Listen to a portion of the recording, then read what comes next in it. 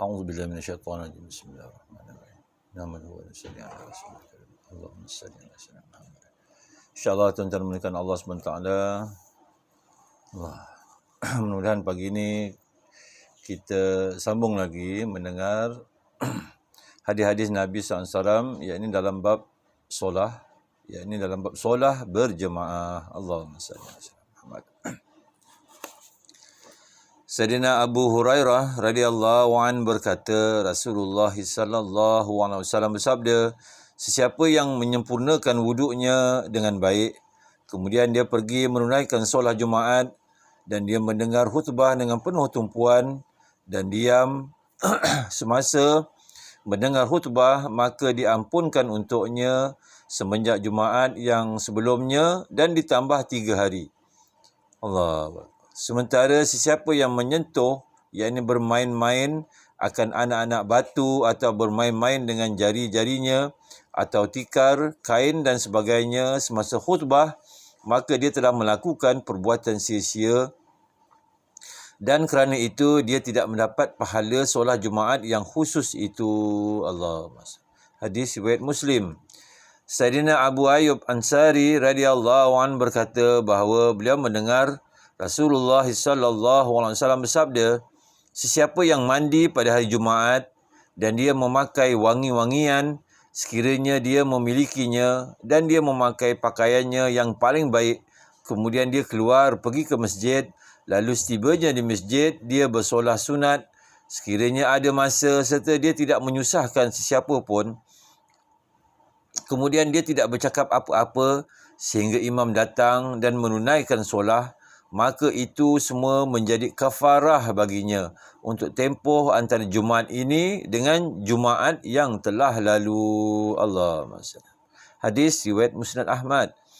Sayyidina Salman Farisi radhiyallahu an meriwayatkan bahawa Nabi SAW bersabda, seseorang yang mandi pada hari Jumaat dan dia bersuci sedaya mungkin serta dia menggunakan minyak, yakni di kepala dan janggutnya, atau dia memakai wangi-wangian yang ada di rumahnya, kemudian dia keluar ke masjid dan dia tidak memisahkan antara dua orang yang telah duduk rapat sejak awal, serta dia bersolah sunat sebanyak rakaat yang dia mampu.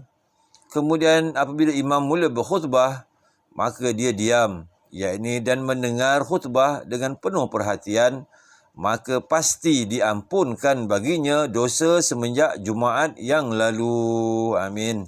Allahumma salli ala sayyidina. Hadis riwayat Bukhari.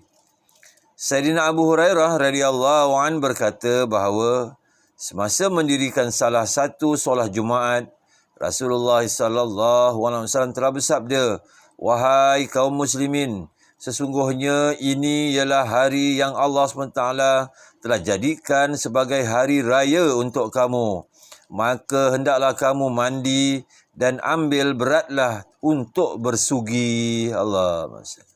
Hadis riwayat Tabrani Majma'uz Zawaid. Sayyidina Abu Umamah radhiyallahu an meriwayatkan bahawa Nabi SAW bersabda, sesungguhnya mandi pada hari Jumaat akan menghapuskan dosa-dosa hingga ke pangkal rambut. Allahumma salli ala sayyidina. Hadis riwayat Tabrani Majma'uz Zawaid. Sayyidina Abu Hurairah radhiyallahu an meriwayatkan bahawa Nabi SAW bersabda, pada hari Jumaat, para malaikat berdiri di pintu-pintu masjid mencatat orang yang datang awal ke masjid dan seterusnya. Orang yang datang awal mendapat pahala seumpama orang yang menyedekahkan seekor unta.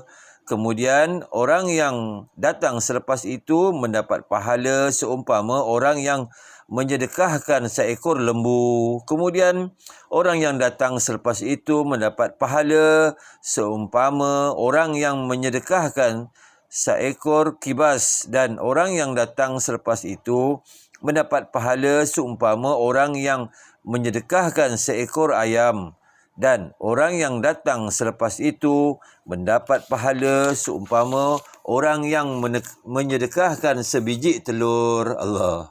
Apabila imam telah datang, yakni untuk memberi khutbah, maka para malaikat itu melipat catatan-catatan mereka dan mendengar khutbah. Allahumma salli ala sayyidina. Hadis riwayat Bukhari.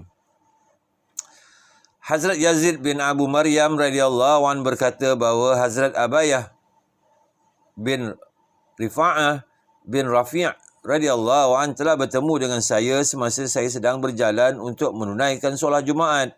Beliau berkata, bergembiralah, sesungguhnya langkah-langkah kamu ini di jalan Allah SWT. Saya telah mendengar Sayyidina Abu Abs radhiyallahu anhu berkata bahawa Rasulullah SAW bersabda, sesiapa yang kedua-dua kakinya terkena debu di jalan Allah SWT, maka kedua-dua kaki itu diharamkan daripada api neraka. Amin. Allahumma salli ala sayyidina. Hadis riwayat Tirmizi. Masya Allah, Masya Allah. Allahu Akbar. Alhamdulillah, tuan kemuliaan Allah Subhanahu wa taala. Mudah-mudahan apa yang kita dengar ni Allah SWT kurniakan kita taufik dan hidayah, dapat kita amalkan dan sampaikan, insya-Allah. Kita tutup dengan tasbih kifarah. Subhanallah wa bihamdih, subhanakallah wa bihamdika, asyhadu an la ilaha illa anta, astaghfiruka wa atubu ilaik.